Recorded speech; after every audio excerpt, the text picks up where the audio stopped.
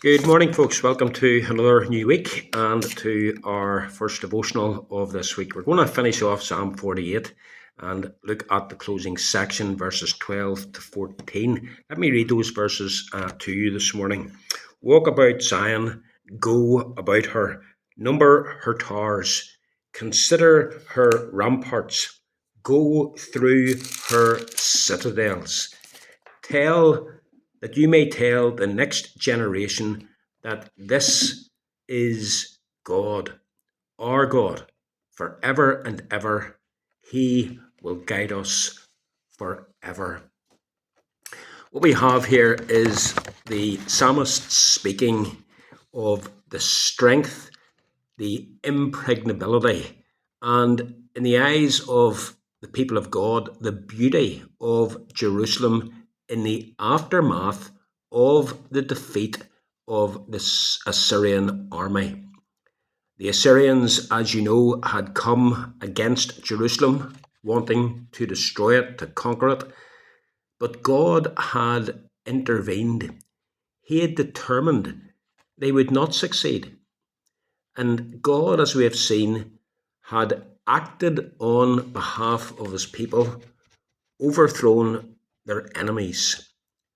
And now, in the aftermath of that great deliverance, that great salvation, the psalmist exhorts the people to take time to walk around the city, to take a tour of the city, to take in how glorious and how strong the city was.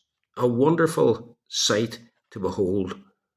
Walk about and count her towers. Look at her ramparts. Go through the citadels.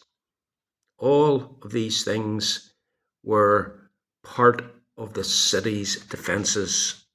They marked out her strength, her impregnability.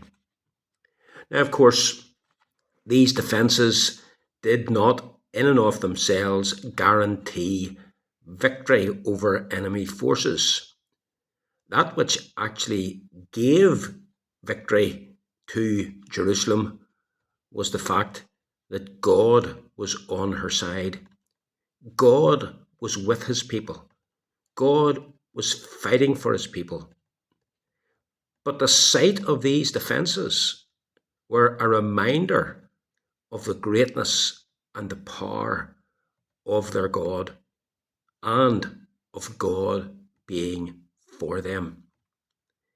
In verse 13, the psalmist reminds the inhabitants of the city that they must ensure that the rising generation, their sons, their daughters, their grandchildren, were made aware of the greatness of the God of Israel and how they, like their parents, were to look to and trust in and willingly serve this God who had been so good to them. The psalmist says that you may tell the next generation that this is God, our God, forever and ever.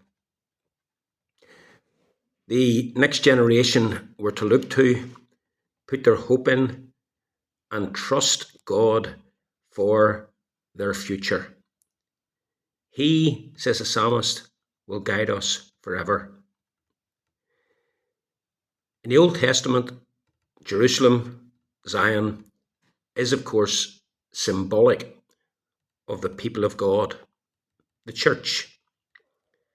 Jesus in the New Testament tells us that he will build his church and the gates of hell will not prevail against it.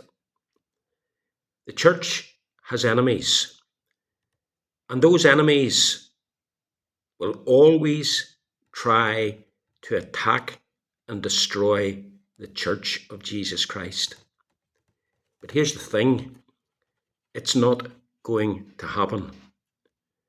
Christ's church will remain steadfast and sure. There will always be a glorious, living, undefeatable witness for Jesus Christ in this world. a witness to the greatness and the power of our God.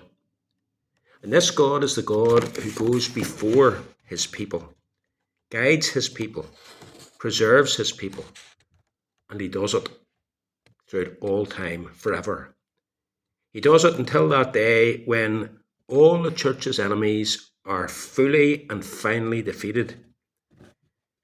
Until that day when the kingdoms of this world become the kingdoms of our God and of his Christ, and Christ reigns forever.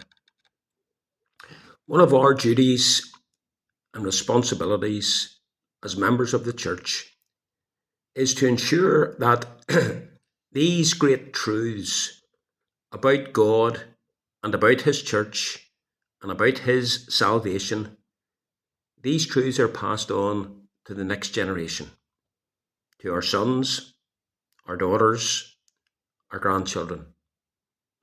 And that's something that each of us can do, something that we should do as we interact with the little ones in our families and in our church family, to tell them the wonderful deeds of the Lord, that this God is our God, and that he will guide us forever and forever.